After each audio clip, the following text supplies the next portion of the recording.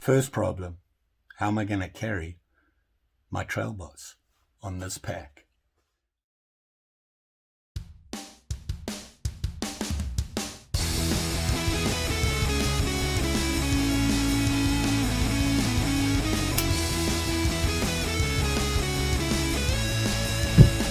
Hey campers, George here, back in the man cave. Yep, playing with toggles, these little gizmos, burning all the fluff off the ends and just cleaning them up, making myself some toggles. Lately I've been on a bit of a bushcraft tear. I've been practicing my knife work, making different basic woodcraft things that I could make that would be useful for me to have when I'm outdoors. Things like toggles, for example, or a big toggle to pull out them spikes and to tighten up cordage and things like that. The trusty mallet, which I had in the shed, I brought it in here because it's been wet and miserable outside, and I wanted it to dry out a little bit quicker because I want to put some stuff on it, maybe some boiled linseed oil. That's what I was planning on doing. But then I got to thinking, when I go on a walkabout and I'm planning on doing some bushcrafty stuff, the basic stuff, obviously I'm no expert on bushcraft. I'm learning just like most people do, and I'm too old to learn quick. So I have to take my time. What do you really want to take with you when you go on a walkabout? A day trip type thing where you're planning on doing some bushcraft stuff. I have some projects that I want to try in mind, and I thought, what do I need to take with me for me to be able to complete those tasks, those projects that I've given myself to do for bushcraft? So I got slightly distracted because I looked in one of my bags and found some toggles and started cleaning them up. So I thought, while I'm doing this, I will share my thoughts on what I want to take with me when I go on a bushcraft walkabout or day trip. An overnighter is a different story. I would need obviously a bigger pack. Well, the theory is the more you know in bushcraft, the less you should have to take with you. And that's one of my problems. I tend to overpack. And I'm wondering if this is going to help. And having dumped everything on my table, maybe not. So I'm going to share with you what I'm thinking as far as taking with me on a bushcraft day trip walkabout. And right now, obviously, I don't have a specific pack for it. What I'm planning on using is my long time one that I've had here, this guy. It works really well. I'm hoping it'll work for me now, although I think it's a little bit too big and I would like something maybe a little bit smaller, which will limit as to what I can take with me. That's the plan. Right now it's not working for me, but I am going to show you what I'm planning on taking with me, and maybe you can give me some pointers on how to reduce what I'm carrying. Remember, I'm not an expert in bushcraft, and I'm going to need a little bit more than the average person. But here are my thoughts right now. The first thing that comes to mind for me when it comes to bushcrafting is, what cutting tools am I going to take with me? And right away, I came into a dilemma. My first choice is my Bushlaw bushcraft knife from Condor. I love this knife, and I think it's an excellent bushcraft knife. And I like the way it feels in my hand and the size and everything like that. No problem there as far as a knife. Then I thought, well, maybe a handsaw, something like this. And this is just a handsaw that I bought for actually around the cottage South 40 to cut things up and cut some stuff up. And then I started taking it camping with me because I really liked this handsaw. And it's a handsaw from steel, you can see there. And I believe it's a PS10. I really like the way it locked. It just swings open into position, and then you have this locking mechanism right here that pulls the blade in really tight, and it's in there, and it's really solid. It's sharp, and it'll cut anything up to like 2 inches diameter, maybe a little bit more. A handsaw I thought would be handy to have, so this would be the one that I would take with me. My dilemma that I had was I don't own a hatchet, and of all the videos and information I've read about and everything, everybody's talking bushcraft, you got to have a hatchet. And so I went and had a look at hatchets, and they are heavy on the wallet. Do I need a hatchet? Can I get away with something else I already have? And of course, what I do have, which is my Trail Boss and my CRKT T-Hawk. And I was wondering, maybe they can work for me. I went back and looked at some more videos. Everybody was using a hatchet. And I really feel that I'm not ready to use a hatchet, and certainly not spend the kind of money for a reasonable hatchet. And I'm thinking that my cold steel Trail Boss, maybe with a bit of practice and use, I can get it to replace a hatchet. It's not a full-size axe. It's really a camp axe. Maybe that'll work. The T-Hawk, I looked at that. I tried it. It's a little bit too light. And I do love this axe. It's a great axe. And from cold steel, for me, it's the perfect size. I'm not a big guy, and I'm also old. So this suited me well, and that's another reason I chose to go with this. A bigger axe than this wouldn't work for me, and I just don't have the money right now to buy and if I'm going to get a hatchet, I want a good one, and it's going to be expensive. Hence the Trail Boss.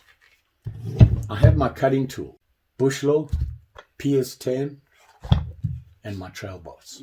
Most of you have been watching my videos for a while, and you've seen the way I pack. I'm a big fan of having bags within bags. I like to keep certain things together in a bag so that when I open up my pack, I can pull out a bag and know exactly what's in there. I don't want to be rummaging around in my backpack trying to find loose items or anything like that. So I have a bag here, and what I plan on having in here is some bushcraft stuff. Obviously, I have a ferro rod, which is going in its own bag, and then a lighter that has some Gorilla Tape just wrapped around it, and that'll go in this bag.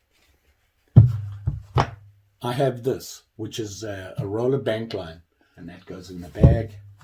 And then I have some 550 cord in the bag.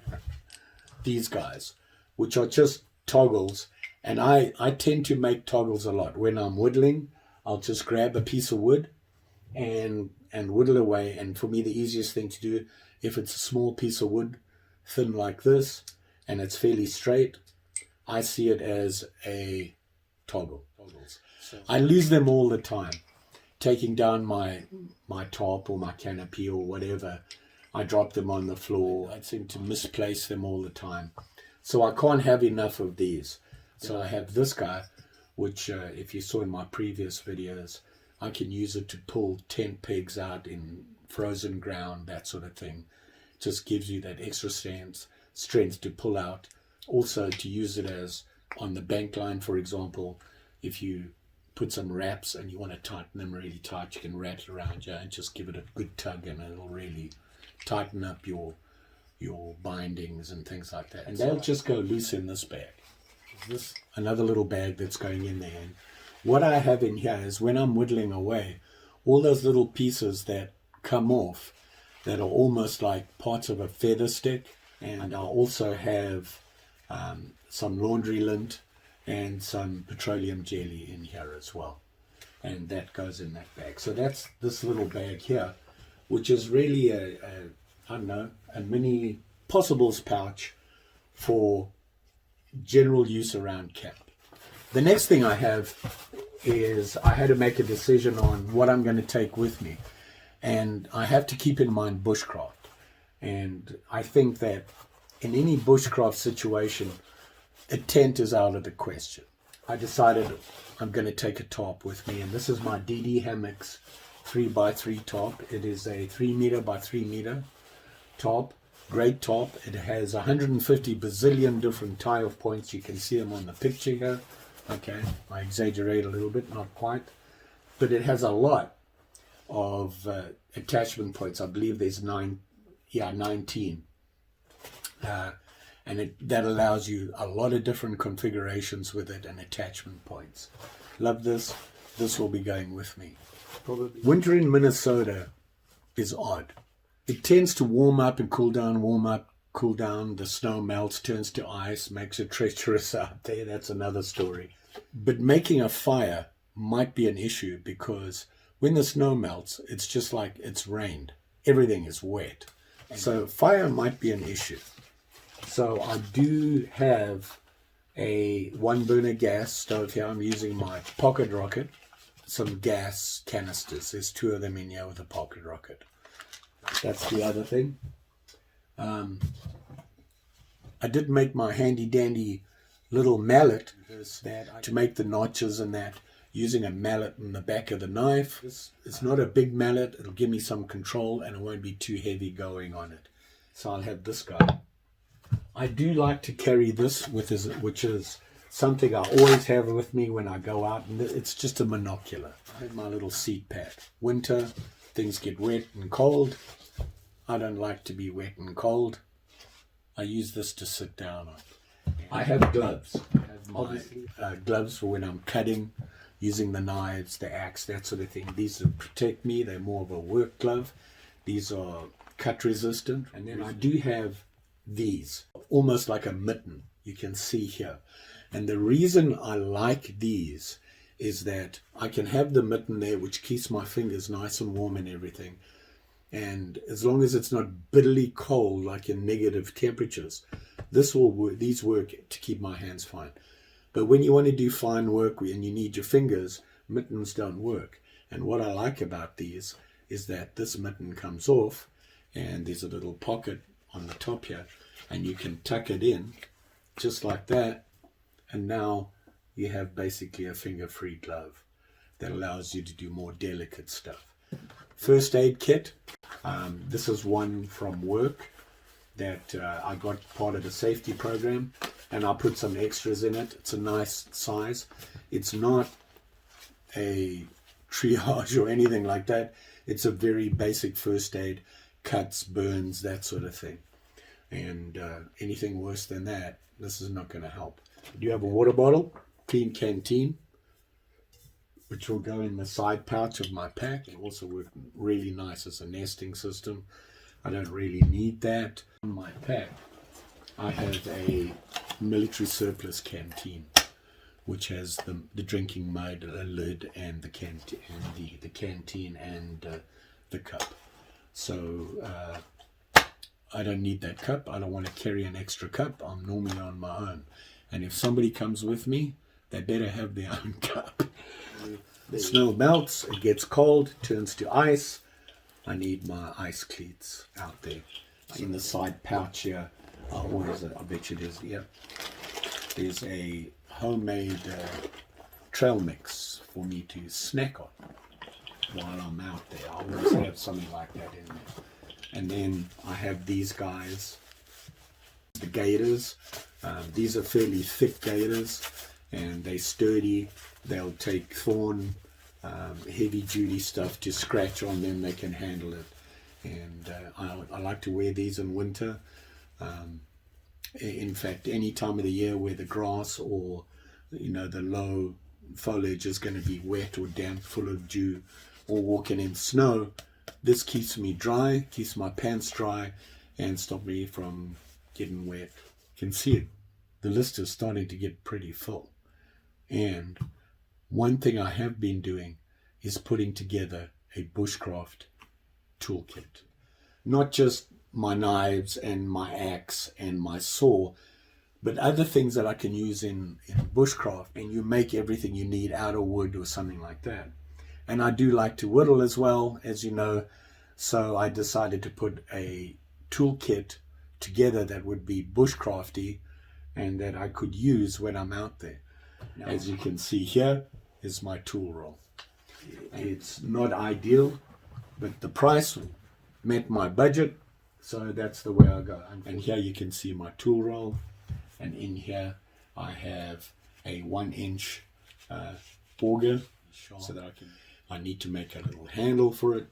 That'll be one of my projects, and it's just basically be a little, like a giant toggle that'll go in there, which will give me the tension I need to use the auger. Went through and made up a list, looked at what everybody carried with them typically, and then from that picked and chose what I thought I could use.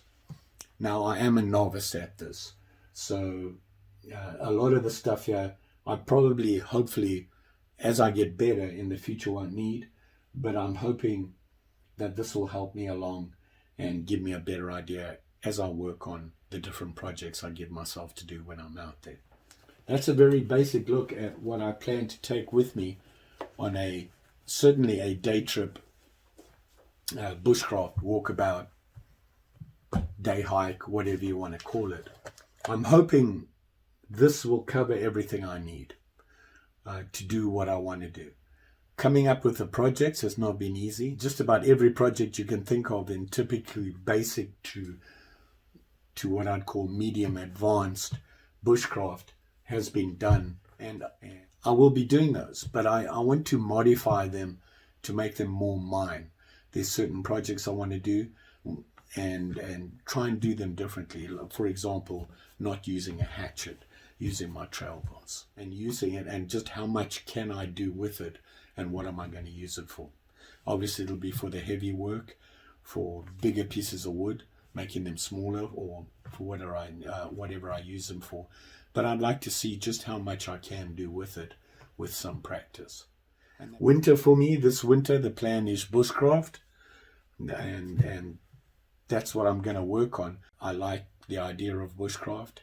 I'm not going to try and become an expert bushcrafter.